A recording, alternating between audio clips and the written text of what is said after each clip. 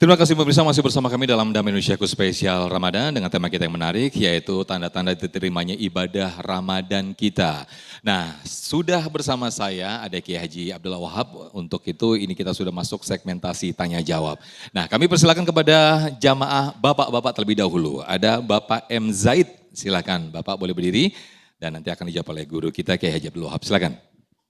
Bismillahirrahmanirrahim. Assalamualaikum warahmatullahi wabarakatuh. Waalaikumsalam warahmatullahi wabarakatuh. Saya Muhammad Zaid bertanya kepada Ustadz, dalam akhir Ramadan ini, kalau kita lihat bukan semakin banyak jamaah untuk sholat tarawih dan tadarus, bahkan semakin sedikit.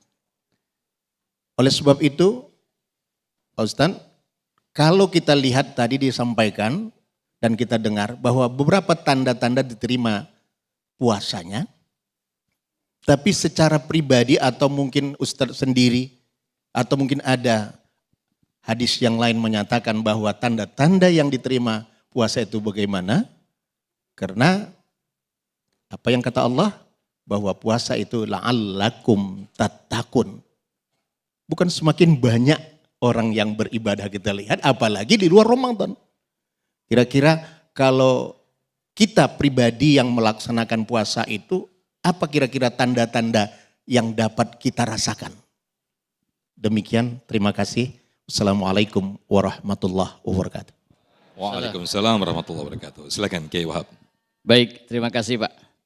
Tujuan puasa itu kan la'allakum tattaqun, agar menjadikan diri kita takwa. Takwa itu berarti orang yang takut kepada Allah. Berarti ciri yang pertama, orang yang ibadahnya diterima oleh Allah semakin meningkatkan ketakwaannya kepada Allah Subhanahu wa taala. Para hadirin, puasa itu disebut dengan ibadah sirriyah, ibadah yang rahasia. Maka puasa ini yang tahu hanya kita dengan Allah. Betul ya? Yang tahu kita dengan Allah. Saya nggak tahu nih ibu-ibu mana yang puasa mana enggak. Nggak tahu.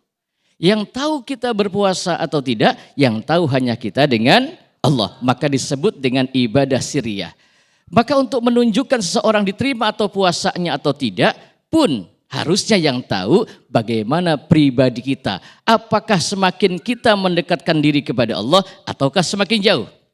Ini terkadang di akhir Ramadan, bulan Ramadan itu Bu, Ibu, Syahrul Ramadan alladzi unzila fihil Qur'an. Bulan Ramadan itu bulan diturunkannya Al-Quran.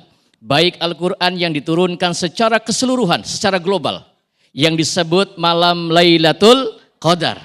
Penurunan Al-Quran dari Lauhun Mahfud ke langit dunia. Ini disebut dengan malam Lailatul Qadar. Sebagai bonus dari Allah untuk kita kejar target itu. Dan itu malam Lailatul Qadar biasanya turun di akhir Ramadan pada tanggal-tanggal yang ganjil.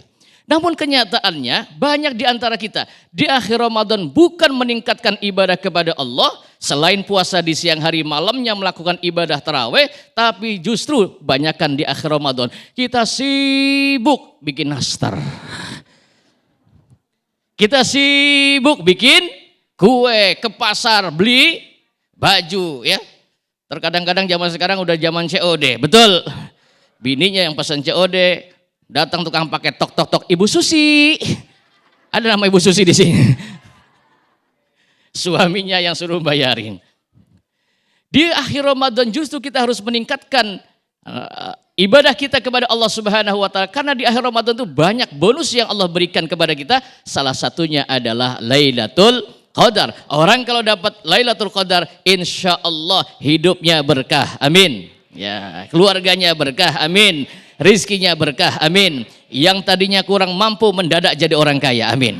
Itu keistimewaan daripada bulan Ramadan. Semoga kita mampu meningkatkan takwa kita sebagai ciri ibadah puasa kita diterima oleh Allah Subhanahu wa taala. Terima kasih. Amin ya rabbal alamin. Terima kasih Kiai Haji Abdul Wahab. Berikutnya kami persilakan Ustadz Deban untuk bersama saya dan nanti kami persilakan kepada jamaah untuk mengajukan. Kali ini ada jamaah dari ibu-ibu atas nama Ibu Eni. Boleh berdiri Ibu Eni. Silakan Ibu Eni, dia sampaikan pertanyaannya, nanti akan dijawab oleh Ustadz Deban. Bismillahirrahmanirrahim. Assalamualaikum warahmatullahi wabarakatuh. Waalaikumsalam. Waalaikumsalam warahmatullahi Kenal dulu Pak Ustadz, nama saya Ibu Eni dari Majelis Ta'lim Nurul Islam, Pebayuran, Bekasi. Yang mau saya tanyakan, tapi saya cerita dulu ya Pak Ustadz ya. Curhat. Saya sebagai seorang ibu ya Pak Ustadz, kalau kesel sama anak, jadi sekarang kesel, sekarang ngomel. Enggak nungguin besok-besok, karena kalau kesel ditahan katanya kan gondokan ya. Ya saya enggak mau gondokan, jadi sekarang kesel saya ngomel tuh ya Pak Ustadz. Terus jadi bulan puasa teh lupa, yang seharusnya kesel ditahan, marah ditahan, ngomel juga karena udah kebiasaan sehari-hari.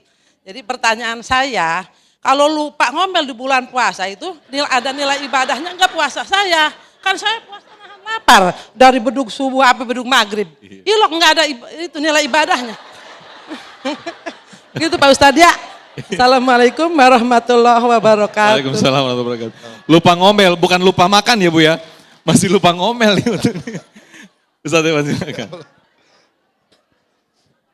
Jadi khas banget iloknya itu keluar ya. Itu Bekasinya Bekasi ya, Barusa sana itu kan ilok begitu. Ya. Saya tahu ilok karena saya juga pernah sering pengajian di situ Bu.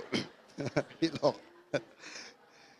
Ibu, tadi kalau lupa ngomel, apakah membatalkan puasa atau bagaimana hukumnya? Bu, kenapa ibu ngomel sama anak itu menandakan ibu sayang sama anak?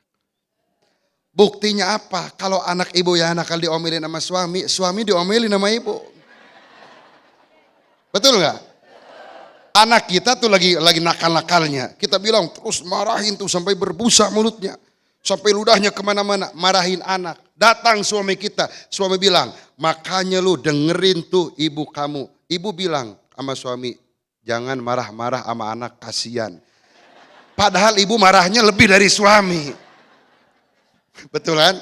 Itu karena sayang sama anak.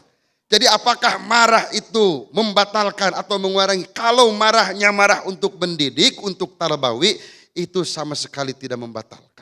Yang penting marahnya jangan sampai keluar kata-kata yang melanggar agama. Kalau orang-orang sana gitu kan, apa itu namanya, bahasa Sundanya itu ceplok batok. Ya, kalau ceplok batok itu ya bahasa-bahasa orang-orang Betawi sana itu dianggap oleh kita agak kasar, tapi bagi mereka enggak kasar. Memang sehari-hari mereka begitu. Kayak tadi, ilok, kemana gitu kan, nggak apa-apa begitu. Jadi sekali lagi, tapi kalau ibu lupanya lupa nangis, itu batal. Kenapa nangisnya? Karena makan bakwan pakai sambal. Wah itu makan bakwannya itu yang batal. Jadi kalau marahin anak, didik anak, itu boleh-boleh saja. Apalagi tadi kalau kata ibu ditunda marahnya, takut apa tadi? Gondokan. Ini tahu gondokan dari Jambi? Setruk. Coba ibu marah sama suami ditahan, suami lewat. Enak enggak? Lewat lagi? Enggak enak. Udah kalau ibu marah, punya unek-unek sampaikan saja. Pemanasan dulu peregangan. Oh, baru nanti ibu ngomong dengan baik-baik begitu. Jadi sekali lagi kalau marahin anak untuk niatnya tarbawi, mendidik agar jadi soleh, agar rajin ngaji, agar itu tidak apa-apa. Itu namanya pendidikan. Kata Rasulullah, manahala walidun waladan abdola min adabin hasanin. Tidak ada pemberian yang lebih baik daripada orang tua untuk anaknya kecuali adab yang baik. Terima kasih. Baik, terima kasih Ustadz Deban atas jawabannya. Nah, masih ada segmentasi lagi. Jadi nggak apa-apa marah, tapi jangan kelewatan. Jadi diingetin lagi, kan tadi lupa. Jadi diingetin lagi, astagfirullah saya lagi puasa. Jangan marah gitu ya Bu ya. Apa Ibu? Apalagi? Mau pantun? Ya udah silakan. Pak Kiai boleh ya? Iya, ayo buruan Bu, keburu maghrib ini. Ibu-ibu nyaut cakep ya Bu ya? Iya. Makan cecek bareng anak perawan. Cakep. Jangan lupa minum air. Cakep. Becek-becek kita ketipiwan. Cakep. Semoga rezeki kita makin mengalir. Amin. Terima kasih. Wassalamualaikum warahmatullahi wabarakatuh. Waalaikumsalam warahmatullahi wabarakatuh. Daripada nanti lupa ngomel lagi, mending saya iyain aja pantunnya ya.